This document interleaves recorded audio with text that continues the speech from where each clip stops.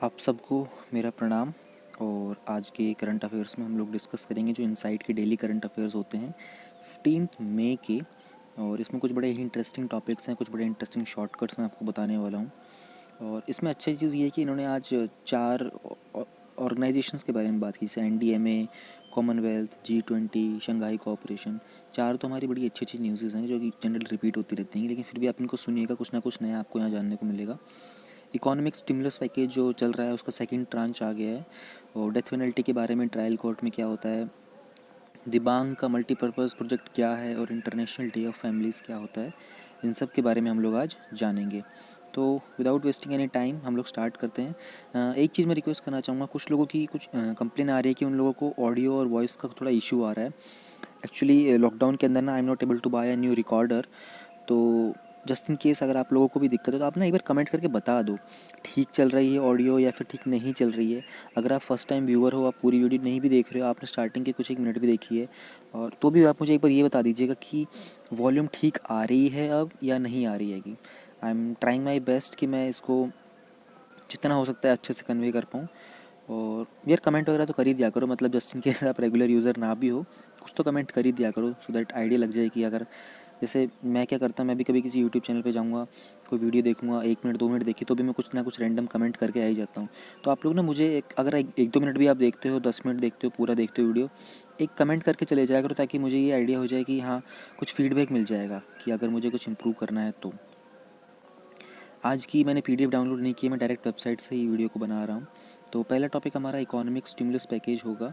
कुछ इसके बारे में आप लोग ऑलरेडी जान चुके हो और कुछ नया जो है वो मैं आपको बताता हूँ। पिछले वाले में हम लोगों ने MSMEs के बारे में बात की थी, आज कुछ बात की जा रही है एडिशनल। तो वो देखते हैं वो क्या चीज़ें हैं। आप लोगों को पता होगा कि प्राइम मिनिस्टर जी ने 20 लाख करोड़ का एक स्पेशल इकोनॉमिक पैकेज दिया है और इसको उन्होंने नाम दिया है आत्मनिर्भर कैंपेन का। आत्मनिर्भर भारत कैंपेन, यानी कि हम लोग सेल्फ रिलायंट बनेंगे अभी। और इसी के रिगार्डिंग जो निर्मला सीतारमन जी हमारी फाइनेंस मिनिस्टर हैं, वो फर्दर अनाउंसमेंट्स करे जा रही हैं उसकी। पहले इंस्टॉलमेंट में उन्होंने बताया था कि 3 लाख करोड़ जो है कोलेटरल फ्री ऑटोमेटिक लॉन्च जाएगा बिजनेस का। कोलेटरल फ्री मतलब आपको अपनी ज़मीन वगैरह गिरवी रखनी नहीं पड़ेगी। इसमें MSMEs को इंक्लूड किया था। 30,000 की लिक्विडिटी उन्होंने दी थी नॉन बैंकिंग फाइनेंसिंग कंपनीज़ के लिए, और कुछ बाकी मेजर्स थे। और क्या क्या मेजर्स अनाउंस किए उसके बारे में जान लेते हैं। फ्री फूड ग्रेन्स थे जो कि सप्लाई किए जाएंगे माइग्रेंट लेबर्स को 2 महीने के लिए, जो कि मई और जून 2020 का है।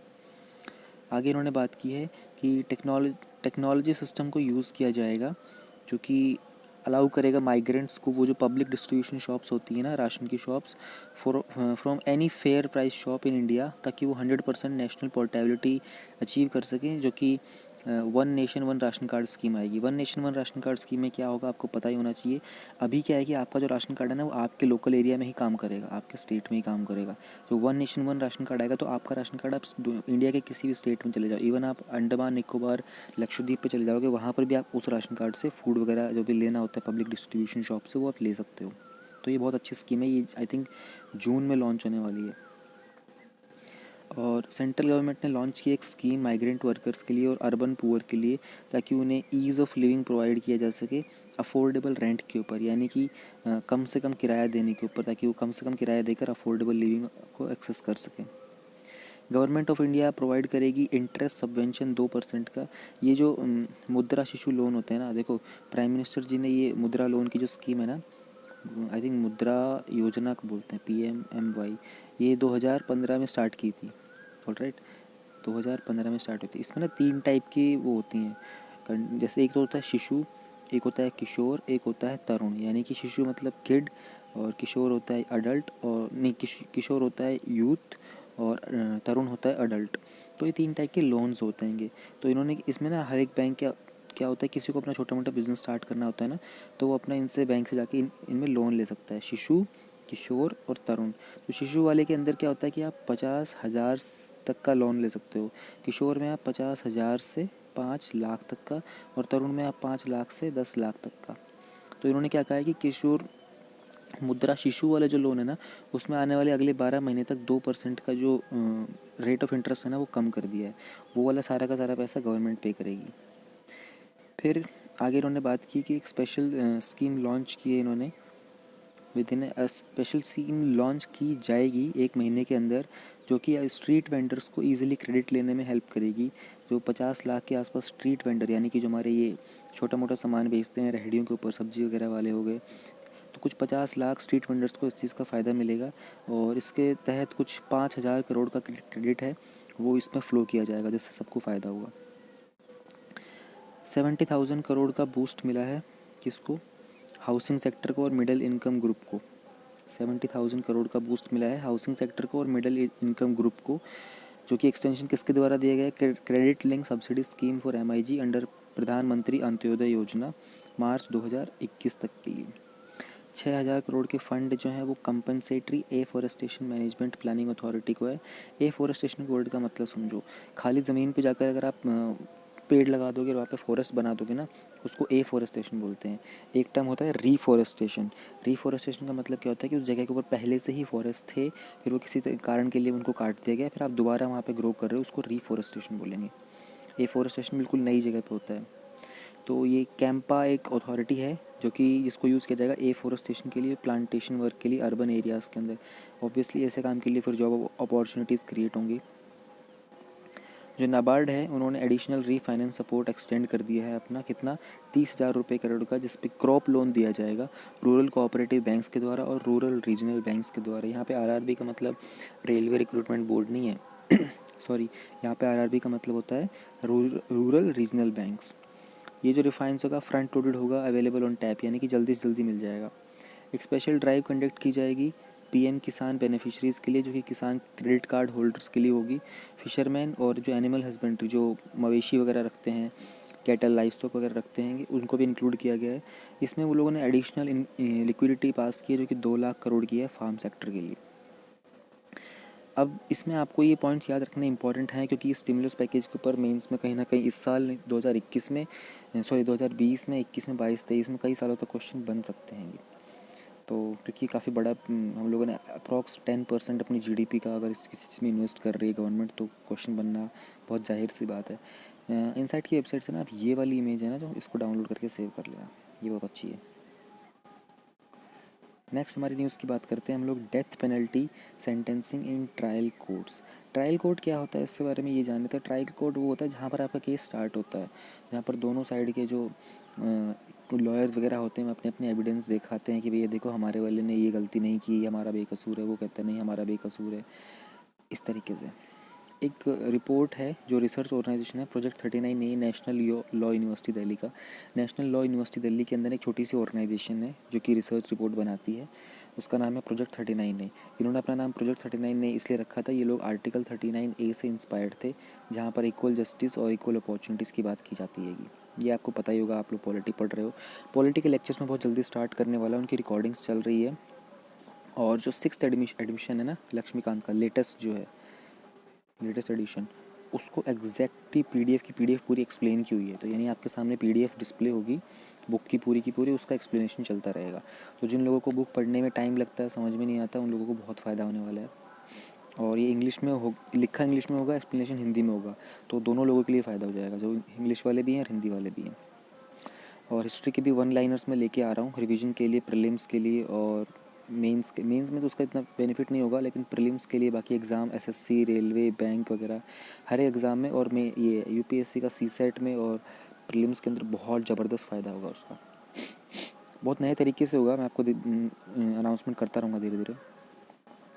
तो नेशनल लॉ यूनिवर्सिटी का जो प्रोजेक्ट 39A है, इसके बारे में बात कर लेते हैं। एक स्टडी के अंदर एक ऑर्गेनाइजेशन ने एनालाइज़ की 2015 को जैसे जजमेंट्स 3 स्टेट से, यानी कि 43 उन्होंने दिल्ली के केसेस लिए, 90 महाराष्ट्र के केसेस लिए, 82 मध्य प्रदेश के केसेस लिए, जिसमें ट्रायल कोर्ट ने ना डेथ सेंटेंस दे दिया था। और ये बात है 2000 से 2015 के बीच की। डेथ सेंटेंस का मतलब क्या है? फांसी दे देना। डेथ सेंटेंस कैपिटल पनिशमेंट, यानी कि मौत की सज़ा, फांसी दे देना। अब उन्होंने स्टडी की थी, तो क्या उनको पता चला? उनको पता चला कि जो shock and impact of a crime on the collective conscience of society was a major reason cited by trial courts in Delhi while imposing death on convicts. उन्होंने कहा कि दिल्ली के कुछ ऐसे केसेस थे जहाँ पर उन्होंने देखा कि shock and impact of crime, यानी कि जब वो क्राइम हुआ था ना, तो उसके कारण जो पब्लिक के अंदर जो शॉक आता है, पब्लिक का जो आउटरेज होता है, उस चीज़ को बेस बनाकर ट्रायल कोर्ट ने उनको डेथ सेंटेंस दी कि पब्लिक बहुत नाराज़ है। ठीक है, पब्लिक का जो विवेक है ना, वो टूट चुका है अब। कंसाइंस का मतलब होता है विवेक। पब्लिक नाराज़ है तो उसके लिए उनको डेथ पनिशमेंट देनी पड़ेगी, ये नोटिस किया गया था। इसके बारे में धीरे धीरे अभी आगे और जानते हैं। स्टडी ने रिवील किया कि जो ब्लेटेंट और नॉन कंप्लायंस होता है ना, ये ट्रायल कोर्सेज का, ब्लेटेंट का मतलब होता है बेशरम, और ट्रायल कोर्ट्स का सेंटेंसेस फ्रेमवर्क है, वो सुप्रीम कोर्ट ने 1980 की जजमेंट में बच्चन सिंह और स्टेट ऑफ पंजाब बताया था कि यहाँ पर एक कॉन्स्टिट्यूशनल बेंच ने ये कहा था कि constitutional validity of capital punishment. तो उसको दोबारा समझते हैं। Study also revealed blatant non-compliance by the trial courts with the sentencing framework laid down by Supreme Court in 1980's judgment in Bachchan Singh versus State of Punjab, where Constitutional Bench of Supreme Court was called upon to decide the constitutional validity of the capital punishment. Bachchan Singh versus State of Punjab के अंदर भी ऐसा ही कुछ हुआ था public community conscience के कारण से, तो वहाँ पर सुप्रीम कोर्ट को इंटरफेयर करना पड़ा था कि कैपिटल पनिशमेंट की कॉन्स्टिट्यूशन वैलिडिटी क्या है ये बताने के लिए। दिल्ली के जो 43 केसेस हैं जिसमें डेथ सेंटेंसेस दिया गया था, ये 2000 से और 2015 के बीच जितने केसेस आए थे कुछ, ट्रायल कोर्ट्स ने क्या किया था, इम्पैक्ट ऑफ क्राइम को सोसाइटी के कलेक्टिव कॉन्शियसनेस में जो था ना, 31 केसेस में यूज़ किया था 72% के अंदर, जिनमें लोगों को डेथ की पनिशमेंट मिली थी। यानी कि 43 में से 31 केसेस ऐसे थे दिल्ली में 2000 से 2015 में, जहाँ पर ये पता चलता है कि उन्होंने कलेक्टिव कॉन्शियसनेस नहीं, कि लोगों का जो आउटरीच था ना, लोगों का गुस्सा, लोगों का जो विवेक टूट रहा था, उसको बेस बनाकर डेथ पनिशमेंट दी थी। मध्य प्रदेश के अंदर यही ग्राउंड जो था 43% केसेस में था, और महाराष्ट्र में यही चीज़ 51% केसेस में थी। कलेक्टिव कॉन्शियस होता क्या है? कलेक्टिव कॉन्शियसनेस का मतलब होता है समथिंग कलेक्टिव कॉन्शियस एक फंडामेंटल सोशियोलॉजिकल कॉन्सेप्ट होता है, यानी कि समाज के भावनाओं के ऊपर आधारित होता है। ये कुछ शेयर्ड बिलीव्स होते हैं, आइडियाज़ होते हैं कि भैया देखो ये क्राइम है, जैसे रेप का क्राइम हो गया, तो लोगों को लगता है कि रेप का क्राइम के अंदर आपको कैपिटल पनिशमेंट दे देनी चाहिए। ये हम आगे जानेंगे कि क्या होता है ये, लेकिन तो यही सोशल बिलीफ होता है लोगों का, होता है कि ये तो बहुत घिनौना अपराध है, और किसी का मर्डर हो गया है, किसी बड़ी पर्सनैलिटी का, किसी बड़ी सेलिब्रिटी का, तो पब्लिक आउटरीच ये होता है कि भैया इनको तो अब डेथ की पनिशमेंट मिलनी ही मिलनी चाहिए। जैसे रिसेंटली एक आंध्र प्रदेश का जो एक लड़की का रेप और मर्डर केस था, उसमें पुलिस वालों ने एग्जीक्यूशन कर दिया था, और सुनने में हालांकि ये आ रहा था कि वो उनको क्राइम स्पॉट के ऊपर लेके गए थे उस पूरे के पूरे सीन को उनसे जानने के लिए, और वहाँ पर उन्होंने भागने की कोशिश की तो पुलिस ने उन्हें एग्जीक्यूट कर दिया। हालांकि लोगों को ये भी पता होता है कि ये सब एक प्लान चीज़ थी। तो इसी के बारे में है ये कि ऐसा होना ठीक है या नहीं है।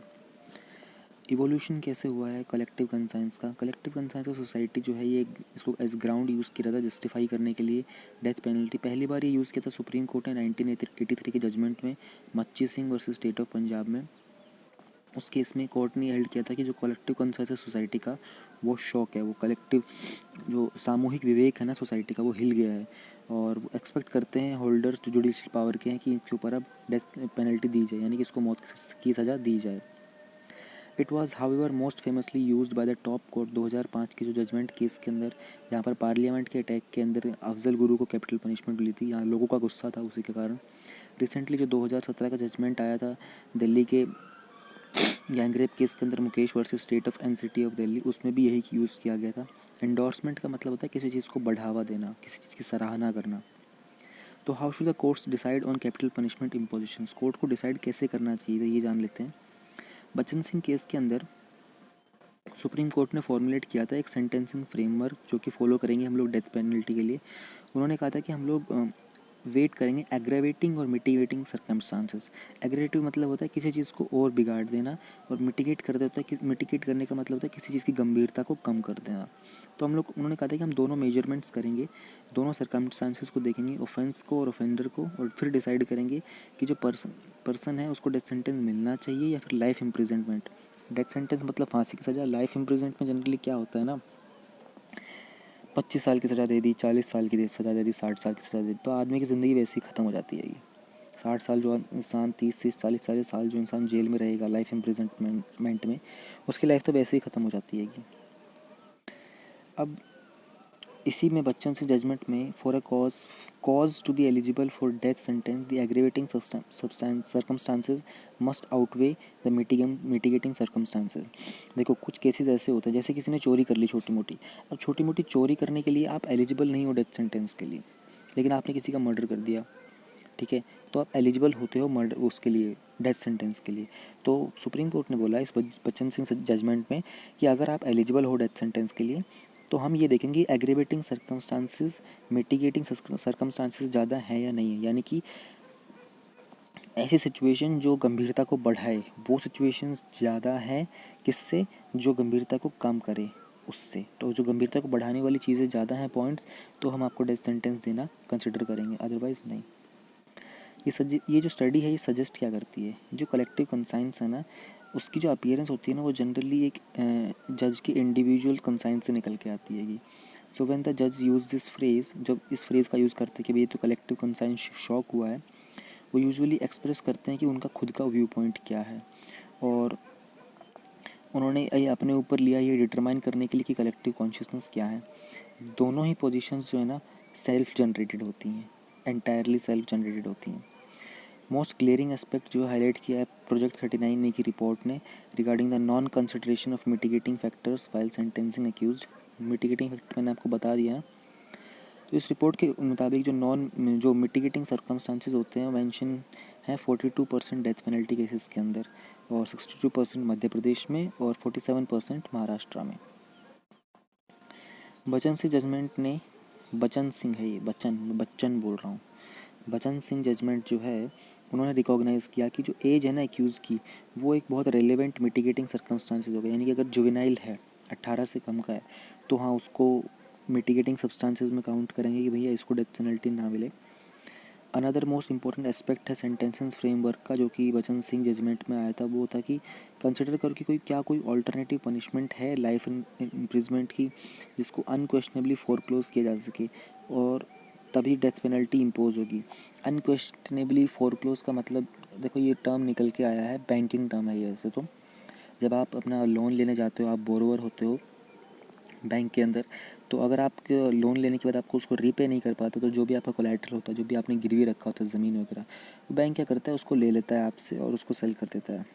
तो इन्होंने देखा है कि ये बोलना चाह रहे हैं यहाँ पर कि भैया ऐसी कोई चीज़ देखो कि क्या लाइफ इम्प्रिजनमेंट को भी आप ऐसे अनक्वेश्चनेबली फोरक्लोज कर सकते हो, अगर ये ऑल्टरनेटिव है या फिर नहीं है ऑल्टरनेटिव लाइफ इम्प्रिजनमेंट वाला, तो आप उसको डेथ पेनल्टी दे सकते हो। इसके अलावा भी डिस्पाइट द सेम, मतलब इसके अलावा भी ट्रायल कोर्ट्स ने 3 स्टेट्स की लाइफ इम्प्रिजनमेंट के ऑल्टरनेटिव को डिस्कस किया, जहाँ पर 26% केसेस के अंदर इम्पोज की गई डेथ पेनल्टी। फिर ये डिस्कस किया गया था कि दिल्ली में 43 में से जो 8 केसेस थे, एमपी में 82 में से 22 केसेस, और महाराष्ट्र में 90 में से 27 केसेस, इन सब केसेस के अंदर where it was discussed as an alternative it was dismissed on the grounds of brutality of the crown। यानी कि एक ऑल्टरनेटिव पनिशमेंट डिसाइड की गई थी कि भाई डेथ पेनल्टी ना दे, लेकिन फिर उसको कैंसिल क्यों कर दिया गया, क्योंकि जो ब्रुटैलिटी थी ना, जो घिनौनापन था उनके अपराध का, उसके कारण।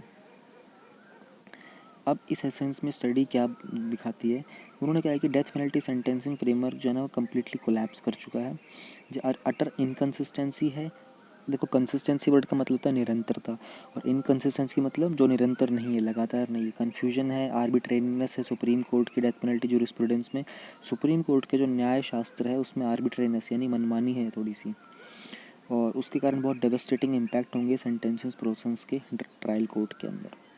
कंसर्न क्या है कि क्या कोर्ट अलाउ कर सकता है इस तरह का पब्लिक आउटक्राई, कि लोगों का शोर शराबा हो, उनका कोई विवेक टूट रहा है नहीं टूट रहा है, उनकी भावनाएं क्या है, वो महसूस कैसे करते हैं, ताकि जिसके कारण उनके जो डिसीजंस है वो इन्फ्लुएंस हो सके। स्पेशली जब बात डेथ सेंटेंस की होती है, देखो यार होता क्या है ना, जनरली जब किसी कंट्री में डेथ सेंटेंस दिया जाता है ना, तो ये एक रेपुटेशन के ऊपर बहुत सवाल उठता है कि आपकी गवर्नमेंट स्टेबल नहीं है, आपके लोग हारमनी में नहीं है, आप प्रॉपर गवर्नेंस प्रोवाइड नहीं कर रहे हो। तो कहीं ना कहीं डेथ सेंटेंस देना एक शेमफुल एक्ट भी माना जाता है, हालांकि देना भी चाहिए, कुछ केसेस होते भी ऐसे हैं। तो नीड ऑफ द आर क्या, हमारा कॉन्स्टिट्यूशन जो है ना वो बेस्ड है principle of justice for the most marginalised. Marginalise का मतलब क्या होता है, जो महत्वहीन लोग होते हैं ना, और डिसफ्रेंचाइज का मतलब होता है, फ्रेंचाइजी वर्ड का मतलब जहाँ पे आ रहा है वहाँ पर वोट करने की बात की जा रही है। तो डिसफ्रेंचाइज मतलब जिनसे उनका मत अधिकार छीन लिया गया है। ऑप्रेस्ड यानी कि दबे हुए लोग, अननोन, जान पहचान पता नहीं, उनके बारे में देखा नहीं है, इग्नोर किया जा रहा है, उन सब को भी हम जस्टिस देंगे। इसके बेस के ऊपर हमारा इन ग्राउंड्स के ऊपर हमारा जो कॉन्स्टिट्यूशन जो है वो बेस्ड है। जो स्पिरिट है ये डिमांड करती है कि जो कानून है ना वो किसी के डेल्यूजनरी सेंस यानी भ्रमित इंद्रियों के ऊपर नहीं हो सकता, यानी कि किसी के मूड के ऊपर, लोगों का मूड कैसा है, लोगों का मूड है पनिशमेंट करने का, पनिशमेंट दे दो, लोगों का मूड है छोड़ने का तो छोड़ दो, ऐसे नहीं हो सकता है। कुछ केसेस में आप लोगों ने देखा होगा कि पब्लिक जो है वो आउटक्राई करती है कि इस इंसान को जेल में क्यों पकड़ लिया है, लेकिन कभी कभी ऐसा भी हुआ है कि पब्लिक के आउटक्राई के बाद भी वो इंसान दोषी माना गया था। तो आप पब्लिक के मूड के हिसाब से आप डिसाइड नहीं कर सकते हो, आपको कॉन्स्टिट्यूशन के हिसाब से चलेगा। हमको जजेस के अंदर एक लिबरल एनर्जी चाहिए और उनकी क्रिएटिविटी चाहिए एज ह्यूमन बींग्स। रिकमेंडेशन किया कि ये लॉ कमीशन ने, जो लॉ कमीशन था 2015 का जिसको हेड कर रहे थे जस्टिस AP शाह, उन्होंने प्रपोज किया था कि भैया आप कैपिटल पनिशमेंट ना एबॉलिश कर दो, डेथ सेंटेंस बंद कर दो। कैसे केसेस में? जो नॉन टेररिज्म के जो केसेस होते हैं ना, यानी कि आतंकवाद के अलावा कोई केसेस होता है ना, उसमें आप कैपिटल पनिशमेंट मत दो। अब उस कमीशन के अकॉर्डिंग इंडिया उन कंट्रीज़ में से है जो आज भी एग्जीक्यूशन देता है। जैसे कि बाकी कौन सी कंट्रीज़ हैं इसके अलावा? Iraq, Iran, Saudi Arabia, China, ये वो कंट्रीज़ है जहाँ पर डेथ पनिशमेंट दी जाती है। 2014 तक 98 कंट्रीज़ ने डेथ पेनल्टी को एबॉलिश कर दिया था।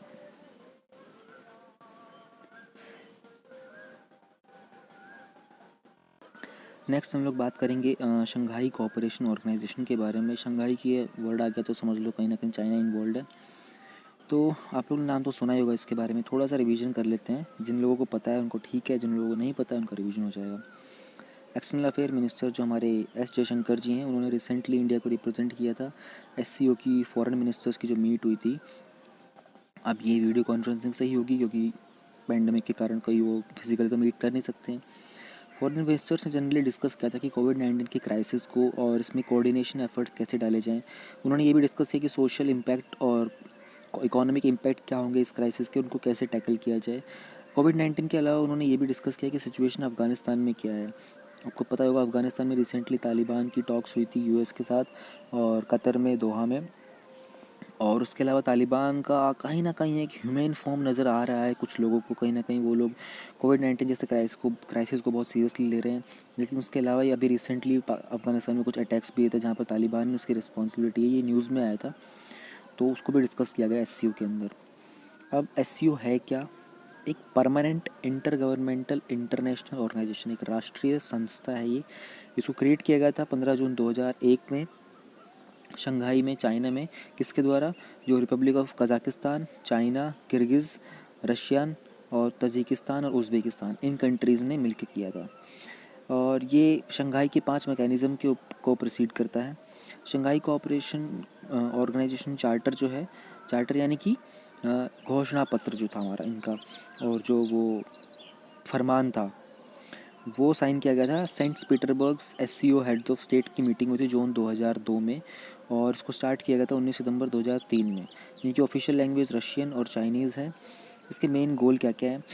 स्ट्रेंथन करता है आपसी भरोसा, आपसी ट्रस्ट नेबरिंग कंट्रीज़ के साथ, मेंबर कंट्रीज़ के साथ एक इफ़ेक्टिव कोऑपरेशन लेता है राजनीति में, व्यापार में, इकोनॉमी के अंदर, रिसर्च टेक्नोलॉजी में, कल्चर में, education, energy, transport, tourism, environmental protection और बाकी एरियाज़, जैसे कि joint efforts to ensure peace, security, stability, moving towards establishment of democratic लोकतंत्रता को थोड़ा। अब चाइना के वाले तो लोकतंत्र फॉलो ही नहीं करते, तो पता नहीं क्यों उन्होंने डाला हुआ है, बाकी ठीक है, हमें इस बात से मतलब नहीं है। Fair and rational new international political economic order, ये सब इसके गोल्स होते हैं, तो ये आपको पता होने चाहिए, नोट डाउन कर लो। बॉडीज़ क्या होती हैं SCO के अंडर? हाँ, ये आते हैं उसमें मेंस पे कुछ क्वेश्चन आ चुके हैं ऐसे, किसी बड़ी ऑर्गेनाइजेशन की बॉडीज़ क्या होती हैं। हेड ऑफ स्टेट काउंसिल होता है, सुप्रीम डिसीजन मेकिंग बॉडी होती है, जैसे यूनाइटेड नेशंस की जो है वो जनरल असेंबली है, ठीक है। उस तरीके से यहाँ पर एक हेड ऑफ स्टेट काउंसिल भी है, वो साल में एक बार मिलते हैं, अपने डिसीजंस वगैरह लेते हैं इंपॉर्टेंट मैटर्स पे ऑर्गेनाइजेशन के। SCO की हेड ऑफ गवर्नमेंट काउंसिल होता है, वो भी साल में एक बार मिलता है।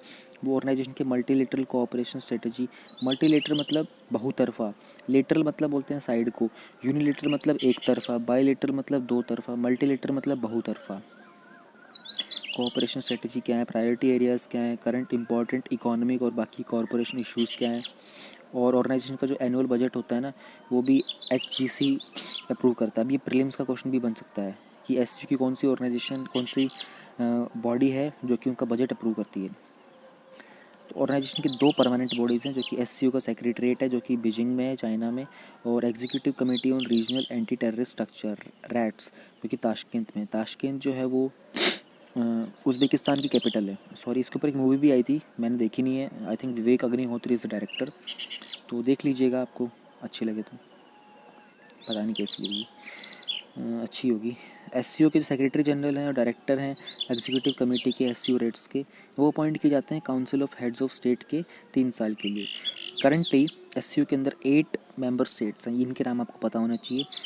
इंडिया है, कज़ाकिस्तान है, चाइना है, किर्गिज़ है, इस्लामिक पाकिस्तान है, रशिया है, तजिकिस्तान है और उज़्बेकिस्तान है। 4 ऑब्जर्वर स्टेट्स हैं, कौन से? अफ़गानिस्तान, बेलारूस, ईरान और मंगोलिया। बेलारूस जो है एक यूरोप की कंट्री है। 6 डायलॉग पार्टनर्स हैं इनके। अज़रबैजान आपको पता होगा ईरान के ऊपर है। अर्मेनिया अज़रबैजान के वेस्ट में कंट्री है और ईरान के नॉर्थ वेस्ट में। कंबोडिया आपको पता है साउथ एशियन कंट्री है। नेपाल आपको पता ही होगा। टर्की भी आपको पता होगा ऊपर है, वहाँ सीरिया के ऊपर। और श्रीलंका भी आपको पता ही कहाँ पे है। तो ये इसके डायलॉग पार्टनर्स हैं। नेक्स्ट हम लोग बात करते हैं G20 के बारे में। G20 क्या ग्रुप है और क्या चल रहा है इनका। जो यूनियन कॉमर्स और इंडस्ट्री के मिनिस्टर हैं, रिसेंटली उन्होंने सेकंड G20 की वर्चुअल ट्रेड मीटिंग की थी वीडियो कॉन्फ्रेंसिंग के द्वारा। ये आपको पता ही होना चाहिए क्योंकि सब कुछ आजकल वीडियो कॉन्फ्रेंसिंग से चल रहा है। जो G20 है वो क्या है? G20 की एनुअल मीटिंग होती है लीडर्स की कंट्रीज़ की, जो कि लार्जेस्ट फास्टेस्ट ग्रोइंग इकोनॉमीज़ हैं। इसके जो मेंबर्स हैं वो 85% वर्ल्ड जीडीपी फॉर्म करते हैं और 2/3 वर्ल्ड की पॉपुलेशन। जो G20 की समिट है ना, उसको फॉर्मली बोलते हैं summit on financial markets and world economy. Prelims का क्वेश्चन है ये, नोट डाउन कर लो। एस्टेब्लिशमेंट क्या है?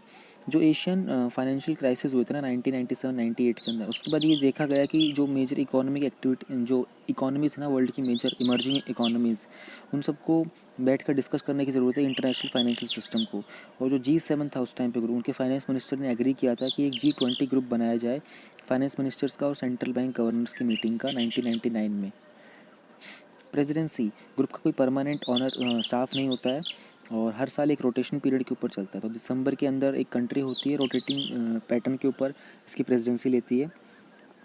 वो कंट्री रिस्पॉन्सिबल होती है नेक्स्ट समिट को स्टार्ट करने के लिए और smaller meetings for the coming year. वो चूज़ करते हैं, किसी भी नॉन मेंबर कंट्री को इनवाइट करते हैं एज गेस्ट। जो G20 की मीटिंग होती है वो पहली मीटिंग 1999 की बर्लिन में हुई थी। बर्लिन आपको पता होना चाहिए जर्मनी की कैपिटल है। वहाँ की चांसलर एंगेला मर्कल जी हैं। इसको एंगला बोलते हैं, जला नहीं, जी नहीं बोलते, ग बोलते हैं, एंगेला मर्कल। एक फाइनेंशियल क्राइसिस हुआ था जब ईस्ट एशिया में, जिसके कारण बहुत सारी कंट्रीज इफेक्ट हुई थी। फुल मेंबरशिप क्या है इसके लिए आपको शॉर्टकट बता देता हूँ। देखो, इतनी सारी कंट्रीज़ के ना नाम ऐसे याद नहीं होंगे। 20 कंट्रीज़ के नाम हैं। Argentina, Australia, Brazil, Canada, China, France, Germany, India, Indonesia, Italy, Japan, Mexico, Russia, Saudi Arabia, south Africa, south Korea, Turkey, United kingdom, US और यूरोपियन यूनियन। एक बार इनको पढ़ना बहुत ज़रूरी है। इसका एक शॉर्टकट मैं आपको दिखा देता हूँ।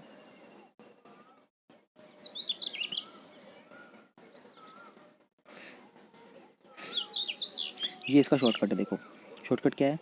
गुरुजी सीता अब एसएससी एफसीआई में जॉब करती है। जो कैपिटल वर्ड है ना, GURUJISITAABSSCFCI में, बस ये इनके ये कंट्रीज़ के शॉर्टकट्स हैं, नाम याद रखने। और ये मैं कुछ कंट्रीज़ के आगे नाम दिखा देता हूँ, ये आप वो ले लेना, स्क्रीनशॉट ले लेना इसका और सेव कर लेना। एक्चुअली मेरे पास अपना दूसरा वाला है, लेकिन मेरा वाला थोड़ा टफ है, हालांकि वो मेरा मुझे याद है तो मैं उसको ही यूज़ करूँगा। तो मैंने आप लोगों के लिए इंटरनेट से थोड़ा ईजी वाला निकाल दिया था, इसे आप यूज़ कर सकते हो। हाँ, इसकी रेलेवेंस क्या है चेंजिंग टाइम्स के अंदर।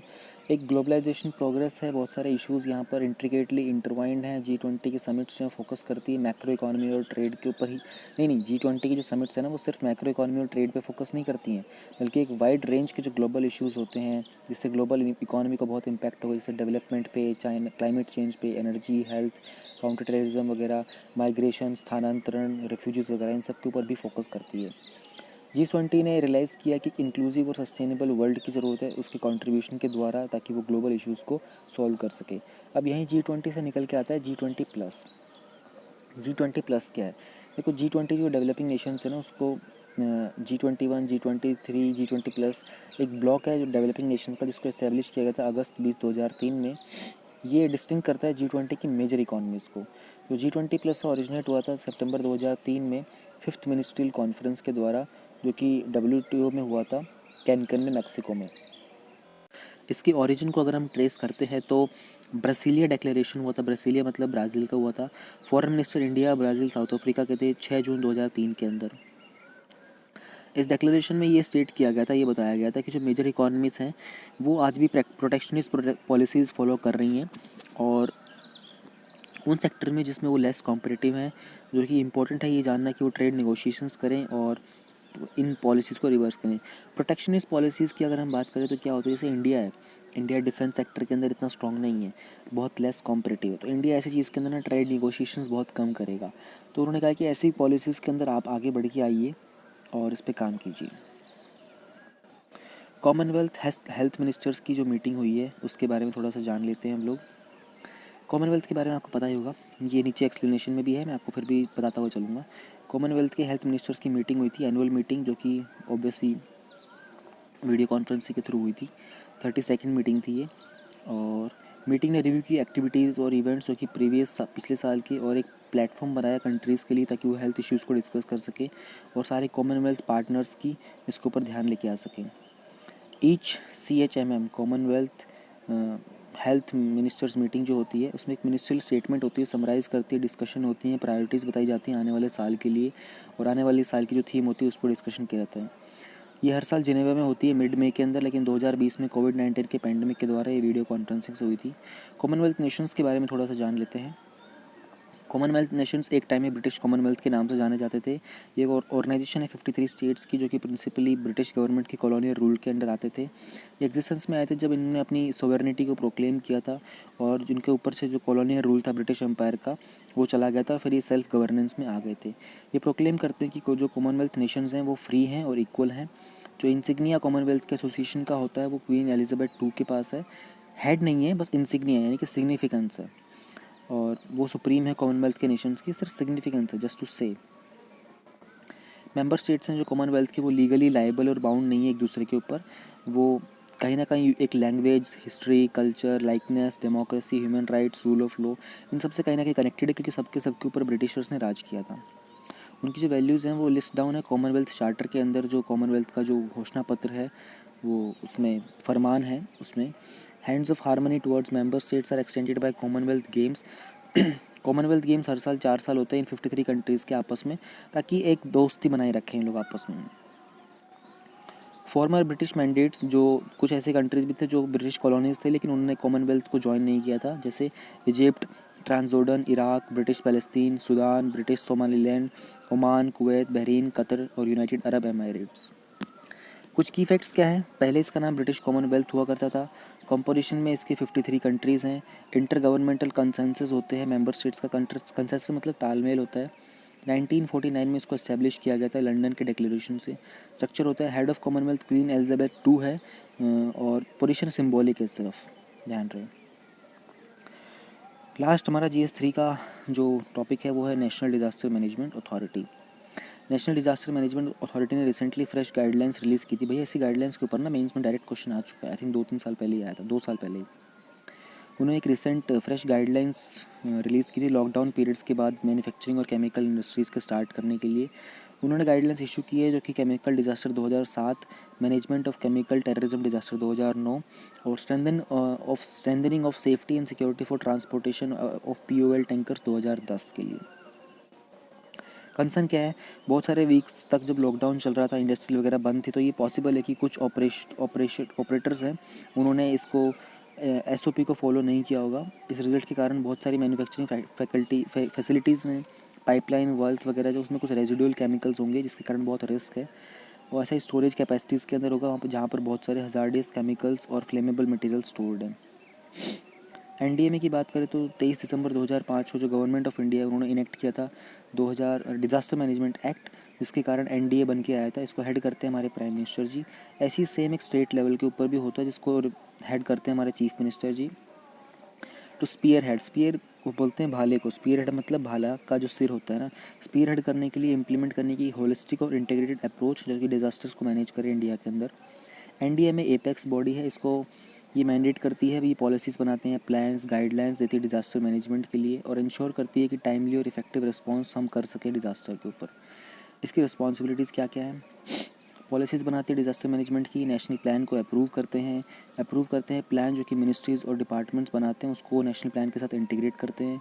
गाइडलाइंस बनाते हैं स्टेट अथॉरिटीज़ के लिए स्टेट प्लान के अकॉर्डिंग गाइडलाइंस बनाते हैं जो कि फॉलो करते हैं डिफरेंट मिनिस्टर्स और डिपार्टमेंट्स गवर्नमेंट ऑफ इंडिया के for the purpose to integrate the measures, यानी कि डिज़ास्टर से बचने के लिए जो भी सावधानी बरतनी होती है उन सबको आपस में इंटीग्रेट करने के लिए ये काम करते हैं। कोऑर्डिनेट करते हैं, एनफोर्स करते हैं, इम्प्लीमेंट करते हैं सारी पॉलिसी और प्लान्स डिज़ास्टर मैनेजमेंट की। प्रोविजन ऑफ फंड्स, किसको कितना पैसा जाना चाहिए और कहाँ पर गंभीरता को कम करना चाहिए उसके हिसाब से रिकमेंडेशन देते हैं। सपोर्ट प्रोवाइड करते हैं कंट्रीज़ को, आसपास की नेबरिंग कंट्रीज़ को भी सेंट्रल गवर्नमेंट की परमिशन से, अगर वहाँ पर कोई डिज़ास्टर उसमें हेल्प करनी है तो।